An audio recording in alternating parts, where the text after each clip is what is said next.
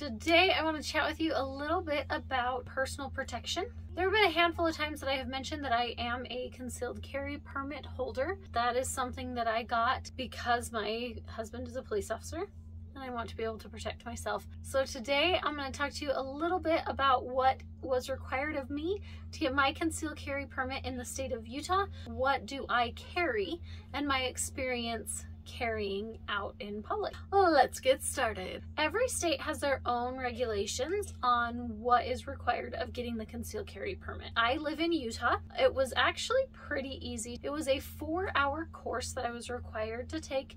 There was a written test included, however, it was a group thing. So everybody who was attending the class was able to take the test together.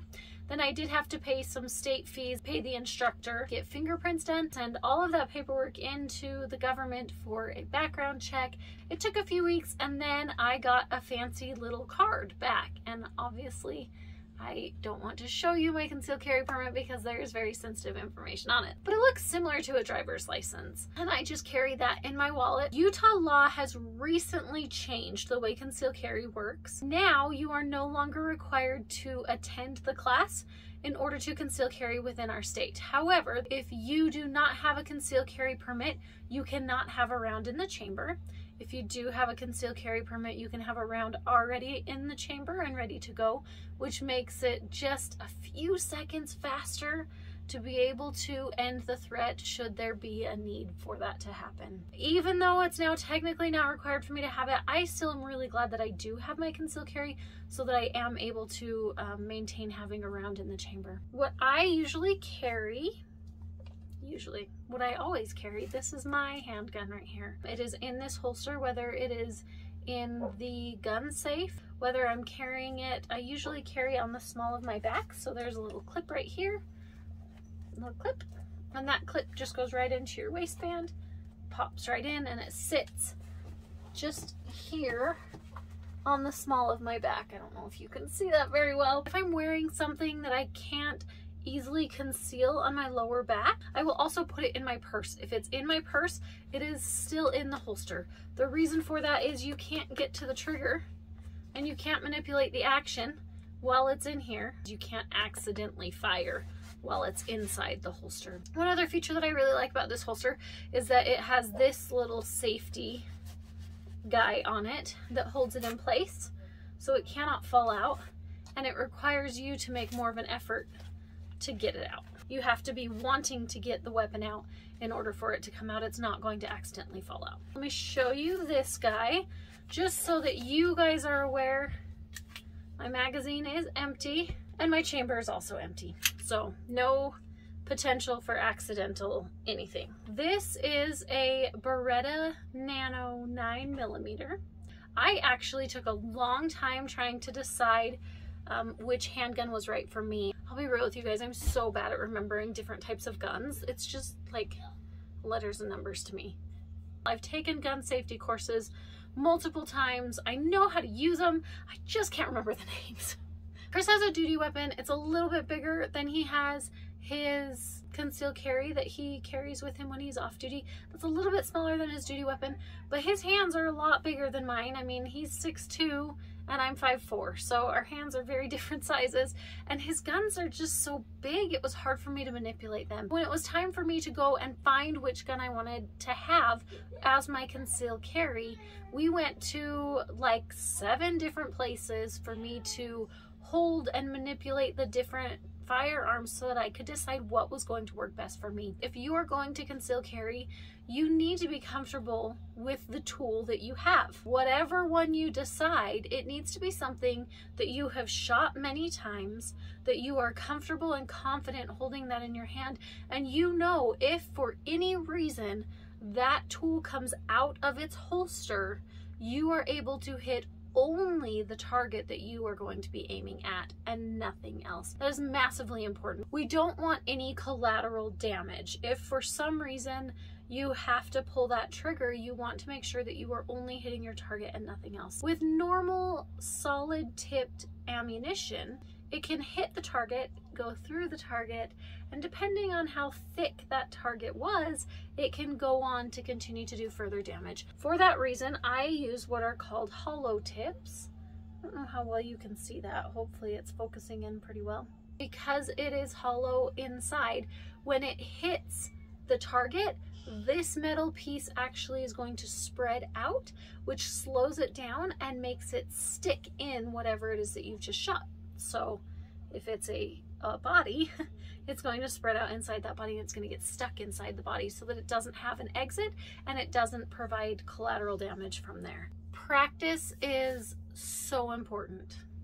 You need to make sure to take the time to get to a shooting range and to practice with this tool as much as you possibly can. One thing that Chris actually really likes to do when we go to the gun range is that he will load my magazine for me, and he'll throw a dummy round in, which is a round that is not active. It's the right size and it's made of metal, but there's no gunpowder in it and the projectile doesn't separate from the casing.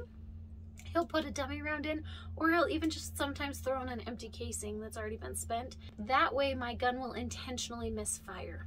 Now the purpose for that is, what happens if somebody around me is being threatened with a deadly weapon and I need to step in and I need to help those people, but my weapon malfunctions?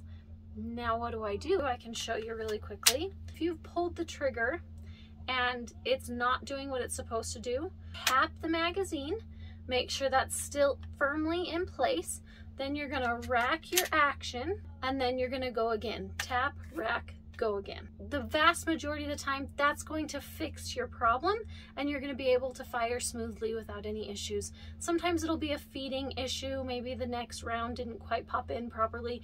When you rack it, that's going to pop out that round, spent or not, and it'll put the next one in, which will help it to function properly. The reason that Chris runs me through like these little drills to make sure that I know how to properly utilize this, even if it's malfunctioning, so that in the heat of the moment, I know how to handle myself. My experience carrying, when I have it on my person, I have never had a single person notice.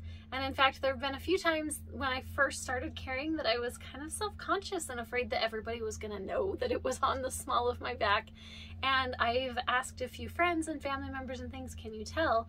And I've never had anybody be able to tell. Once I've got it holstered in the small of my back, I'll check in the mirror to make sure it's not visible. And then as I stand up or get out of a vehicle or anything like that, I do just, you know, pull down the back of my shirt again just to make sure that it's fully covered. If it's in my purse or in a backpack of any kind, I will not set that item down. If it's in my purse, I have a crossbody bag and that bag stays on and it is right beside my hip at all times if my weapon is inside there. I will not set that down and walk away at any point in time, no matter what the activity is. Same thing if I've got it in a backpack of some sort, I will put that backpack on and that backpack stays on the entire time. That way there's no way for my purse or my bag to grow legs, and now all of a sudden a weapon that is registered to me is on the street and who knows what's going to happen with that weapon. If you choose to arm yourself in this way, it is your responsibility to make sure that your weapon is clean, to make sure that it is functioning properly, to make sure that you know exactly how to use it and you are comfortable and confident in doing so, that you always know where it is located, that you know when is an appropriate time to pull it out. It is never appropriate for you to brandish the gun as a threat to somebody else. The only time that it is appropriate to pull it out from the concealed location that it's in is if you or the people around you are having their lives threatened in some way. I've never had to pull it out, thank goodness. A common misconception that people think that people who carry guns want to use them all the time. I don't ever want to be in that situation where I feel threatened to the point that I feel the need to pull out my gun in order to protect myself or my children or the people around me. If I am in that situation, I'm willing to do it. You need to prepare yourself mentally ahead of time so that you know, if that scenario arises, am I willing to do what it takes to protect the people around me? If you're pulling out a handgun, it doesn't work like on TV where you just they just shoot the guy's hand and they drop the gun, right? That's not real life. If you are going to pull out that gun and pull that trigger, you are shooting to end the threat. Guns can actually be a lot of fun to shoot. I really enjoy target shooting. The kids have all had an opportunity to learn how to shoot guns. I think a big misconception also around firearms is that they're scary. It's dangerous to touch them in any way, which is just not the case. It's all about education, having experiences with them, knowing how to respect the firearm and use it responsibly. And when you know those things and you know how to handle it, they can be so much fun, and they're such a valuable tool in protecting yourself, protecting your family, protecting the people around you, and protecting your home. I highly encourage you, if you have not done so before, find somebody who is experienced in firearms, have them take you out, show you how they work, teach you the intricacies, the ins and outs of the different types of ammunition and center fire versus rim fire, teach you about the different types of guns, whether it's a rifle or a shotgun or a handgun. But the best way to feel comfortable and confident with a firearm is experience. There's a chain of gun stores and shooting ranges in my area called Get Some.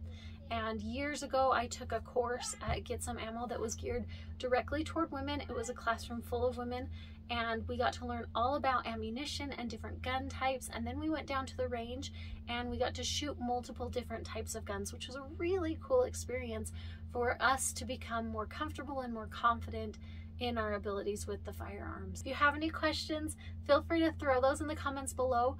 Or if you are a police wife, do you conceal carry too? Thank you guys so much for watching tonight. Be safe out there and have a fantastic day, everybody. That Otter Mama signing out. I gotta load this bad boy back up. Load it up, load it up.